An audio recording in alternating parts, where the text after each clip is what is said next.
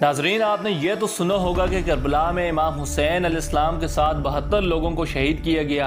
लेकिन आज की इस वीडियो में हम आपको एक ऐसे शहीद की रुला देने वाली दास्तान सुनाएंगे जिसकी शहादत को देखकर आसमान ने बारिश बरसाना बंद कर दी और ज़मीन बंजर हो गई।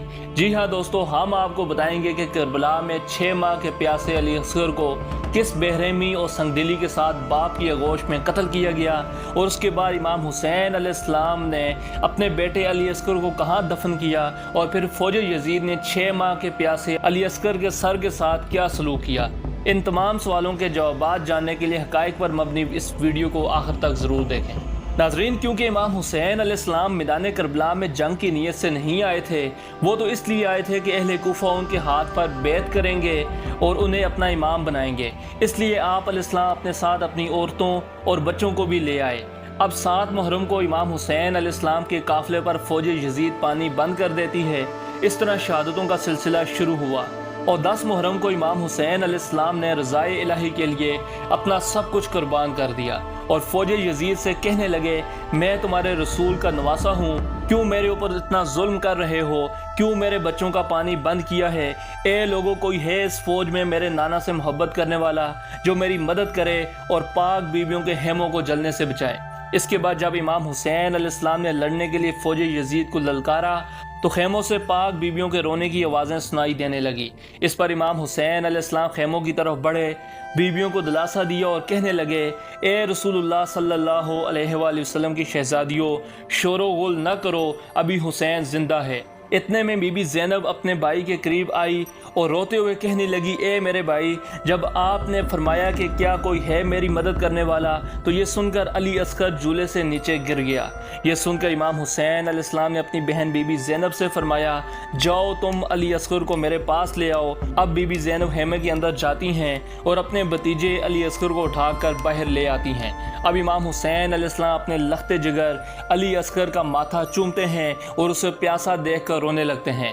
फिर बीबी ज़ैनब ने कहा, ए इमाम हुसैन अलैहिस्सलाम, आप अली असगर को मैदान करबला में ले जाएं और इसके लिए फौज यजीद से पानी तलब करें। शायद इस नन्हे और मासूम बच्चे को देखकर किसी को तरस आ जाए।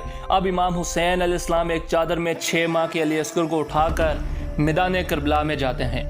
फौज यजीद दूर से देखकर परेशान हो गई कि आखिर हुसैन अलैहिस्सलाम किसको अपनी गोद में उठाकर हमारी तरफ बढ़ रहे हैं। जब हुसैन अलैहिस्सलाम फौज यजीद के सामने पहुंचे तो अली असगर के जिस्म से चादर उतार कर उन्हें ऊपर किया और फरमाने लगे, ए यजीद के सिपाहियों, तुम्हारी दुश्मनी मुझसे है, तुम लोगों ने मेरा पूरा ख़ानदान कत्ल कर डाला, अब सिर्फ ये मेरा लख्ते जिगर रह गया है।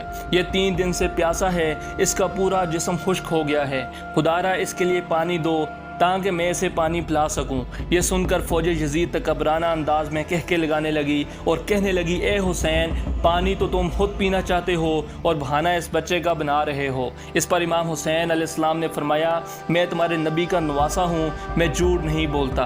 अब फौज यजीद कहने लगी, अगर सच में इस बच्चे को प्यास लगी है तो तुम इस बच्चे से कहो कि ये खुद अपनी ज़ुबान से हमसे पानी मांगे। इस पर इमाम हुसैन अलैहिस्सलाम ने फरमाया, ए अहमको, क्या 6 माह का बच्चा भी अपनी ज़ुबान से बोल सकता है।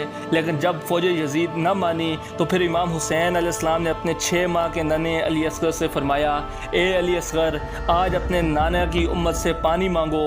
ये सुनते ही अली असगर की जान में जान आ गई और होंठ हिलने लगे। फिर फौज यजीद को मुखातब करके फरमाया, ए जालिमों, मैं तुम्हारे नबी की आल में से हूँ, मेरे ऊपर रहम करो और मुझे पानी पिलाओ। अली असगर का ये बोलना था कि पूरी फौज यजीद कांप उठी और एक दूसरे के पीछे मुँह छुपाने लगे। जब यह मंजर उमर बिन साद ने देखा तो उसने अपने एक सिपाही हुरमला से कहा, ए हुरमला, इस बच्चे को चुप करवाओ। अब हुरमला एक तीर निकालता है और उसे अली असगर पर चलाने की कोशिश करता है, लेकिन तीर गिर जाता है। अब हुरमला एक और तीर निकालता है, लेकिन वो भी गिर जाता है। ये देखकर इब्ने साद हुरमला से कहता है, क्या हुआ ए हुरमला, आज तुमसे तीर नहीं चल रहा। यह सुनकर हुरमला कहने लगा, मैं जब भी तीर निकालता हूं तो सामने खेमे में एक माँ मुझे दुआ करते हुए दिखाई देती है तो तीर नीचे गिर जाता है, इसलिए मुझसे तीर नहीं चल रहा। यह सुनकर इब्ने साद ने हुरमला से कहा, तुम उस खेमे की तरफ न देखो और तीर चलाओ। अब हुरमला 3 बर्छियों वाला तीर निकालता है और उसे इमाम अली असगर पर चलाता है। यूं तीर अली असगर के सीने, बाजू और गले को चीरता हुआ इमाम हुसैन अलैहिस्सलाम के बाजू में आ लगता है और अली असगर के खून से इमाम हुसैन अलैहिस्सलाम को चुल्लू भर जाता है। नाजरीन, ये ऐसा होलनाक मंजर था जिसे देखकर आसमान सुर्ख हो गया और ज़मीन भी सहम कर रह गई।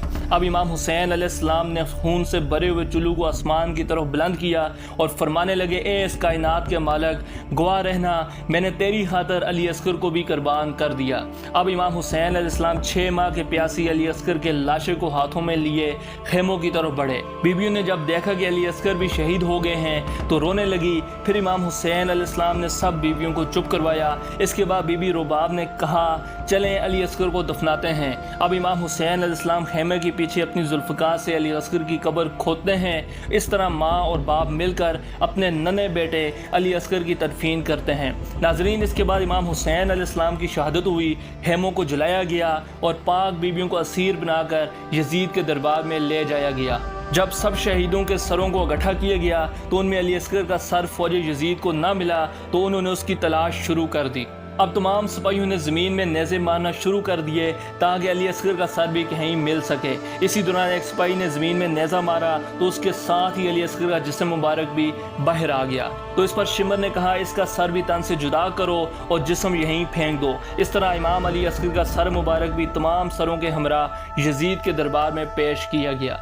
नाजरीन, सलाम हो इमाम हुसैन अलैहिस्सलाम पर, सलाम हो 6 माह के नन्हे अली अस्कर पर और सलाम हो उन तमाम शहीदों पर जो मैदान करबला में नबी का दीन बचाने के लिए निकले थे। तो नाजरीन, यकीनन आपको ये मालूमाती वीडियो पसंद आई होगी तो कमेंट सेक्शन में सलाम या हुसैन लिखना मत भूलें। अल्लाह हम सब का हामी और नासर हो। अल्लाह निगहबान।